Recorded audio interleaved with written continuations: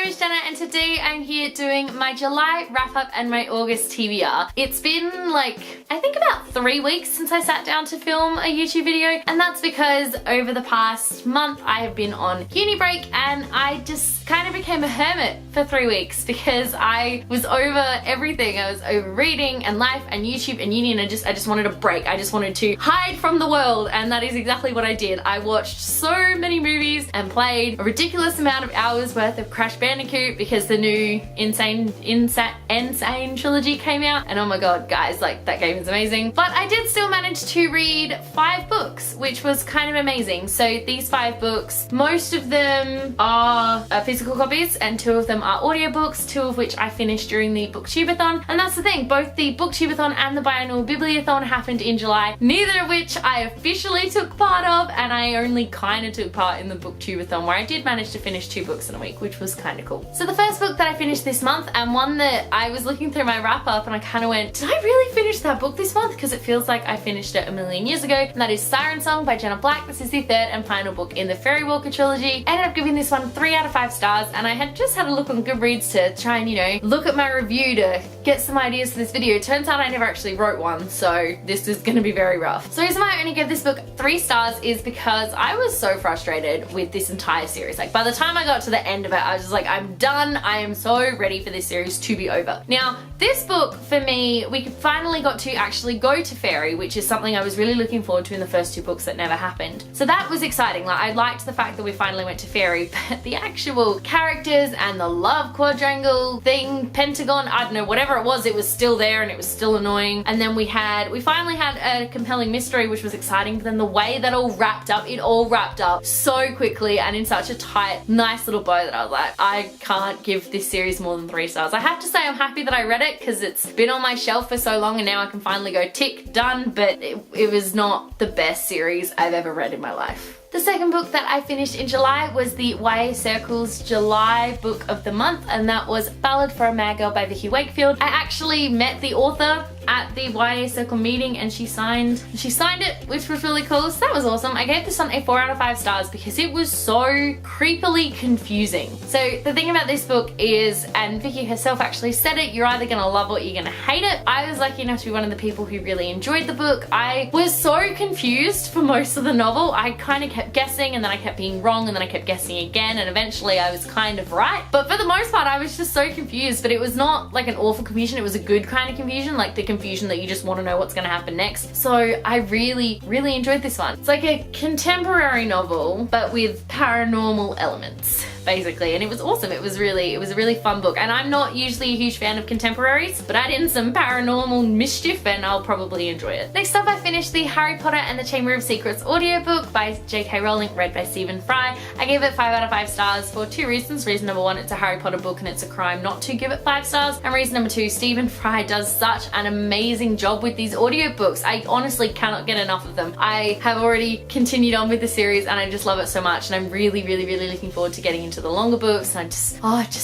I really like the Harry Potter audiobooks and I can't believe it's taken me this long to listen to them. Next up I read Because You Love to Hate Me, the anthology, which was edited by Amory and features 13 authors and 13 booktubers. I was so excited to get my hands on this novel that I just couldn't wait until it was officially released in Australia, so I bought the hardcover from Book Depository and I am so glad that I did because like it's beautiful and massive and I love it so much. I literally got this delivered and 2 days later I'd finished it because it was really good, guys. It was a really good anthology. So I gave it overall a 4 out of 5 stars because the majority of the stories that I read were either a 4 or 5 star rating, but I did have a few that were 3 stars. I loved pretty much everything, and I have to say the booktuber contributions were amazing. Some of them were so funny, others really got me thinking, some had me crying, and it was just kind of like, what? It was such an emotional roller coaster with this book. So I'm not going to break down my rating for each of the stories on this video. Instead, I will leave a link to my Goodreads review once I finally got that one up and running, and then you can sort of have a look there instead at what I rated each individual story. But overall I am so glad that I've read this because it was so good and I loved it so much, and I highly recommend it to literally everyone, especially if you love villains. This is the book for you. The The last book that I finished this month was Harry Potter and the Prisoner of Azkaban audiobook by J.K. Rowling, read by Stephen Fry. Again, I gave it 5 out of 5 stars because I physically can't not give a Harry Potter book 5 out of 5 stars. Even though like some of them are less good than others, I can't do it. I've tried and I can't. But I love it so much that I finished it and I immediately bought the Harry Potter and Goblet of Fire audiobook, and I've been listening to that because it's just so good. So good. So you go, those are the 5 books that I read in the month of July, and now I'm going to move on to the 1, 5, 6, 7 books apparently that I'm going to try and read in August. Not really sure how that's going to go. The funny thing about this is 6 out of 7 of those books just happen to be uni books, so that's always fun. The first book that I'm hoping to read in August is actually one that I'm already halfway through, so I'm more planning to finish it in August, and that is Song of the Current by Sarah Tolkser. This is the YA Circle August book of the month. Unfortunately, I'm not going to be able to go to the meeting for this one because I have to work, which sucks because I would love to go. I'm really enjoying it. I think I'm 180 pages through and I am really enjoying it. So basically this book is a pirate adventure, is kind of the way that I'm going to describe it best. It's about a girl named Caro Osteria. I've really struggled with how to say her name. And basically she has been a wherryman on the river for as long as she can remember. She's been doing this with her dad, and in every generation of her family they have been blessed by the river god, and so far she has not, and she's really worried that it's not going to happen for her. One day her dad is sort of arrested and she undertakes this dangerous mission to take this box thing to a city, which again I can't pronounce. The names in this book are just really hard to pronounce. And along the way she opens the crate, which is something that you really shouldn't do, and what she finds inside is very cliche, and I was definitely expecting it, but it has been a really exciting read so far and I'm really curious to see where it's going to go next. I'm then hoping to finish Clan of the Cave Bear by Jean M. Ayul. I have started this one. I am 72 pages through this one, so you can tell that I'm doing really well. I have to read this one for my creative writing university class, and I would be finished by now if it wasn't so damn big and really dense, because it's just, I am enjoying the novel, like I really am. So it's set in prehistoric times, it's a historical fiction novel, and it is about Neanderthals basically who come across this little girl that they affectionately call Ayla, and she has lost her family. She's not Neanderthal, she's one of like, she's the human, so when you look at like the human evolution chain, she's the humans before we became a thing, if that makes any sense at all. It just probably doesn't, but basically it's about her sort of trying to fit in with this Neanderthal clan, and it's a really good read so far, although it's taken them 70 pages just to find a damn cave. That part was really frustrating, but they've found the cave now, so hopefully the story gets better. Next up on my list is a reread, and I will be reading this one for my 21st century literature class, and that is The Hunger Games by Suzanne Collins. I am so excited to be studying this one at university. Just this morning I watched a lecture about it and it was so interesting, but I really want to reread the book even though I've read it like a million times. I could probably tell you everything that happened inside these pages, but I really want to read it again because I'm looking for an excuse to, and if I manage to get through all the books that I need to, I will be rereading Catching Fire and Mockingjay, but I'm not holding my breath for that. It'd be really nice if I could, but I'm not like gonna go out of my way to try. If any of you don't know, which would surprise me because these books and movies are really popular, basically The Hunger Games follows a girl named Katniss Everdeen who volunteers to take her sister's place in the Hunger Games, which is a televised event where 24 tributes, so